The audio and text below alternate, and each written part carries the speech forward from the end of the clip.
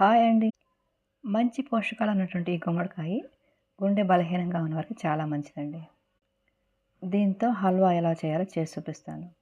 ముందుగా గుమ్మడికాయని తీసుకొని వెనకాల చెక్కు అంతా కూడా పిల్లర్తో తీసేసి తర్వాత కొబ్బరి కూరకంతా కోరుకోవాలి. ఇలా కోరుకున్న దానంతా కూడా స్టవ్ మీద పాన్ పెట్టి అందులో పచ్చివాసన పోయేంత వరకు వేయించుకోవాలి.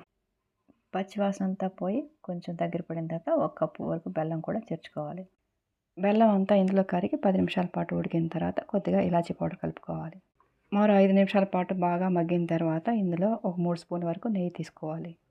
నెయ్యి కలిపిన తర్వాత మరో 5 నిమిషాల సేపు ఉడికించుకోవాలి. నెయ్యి బాగా ఇందులో ఉడికిన తర్వాత పాన్ కత్తుకోకుండా హల్వా ముద్దలాగా పైకి వస్తూ ఉంటుంది.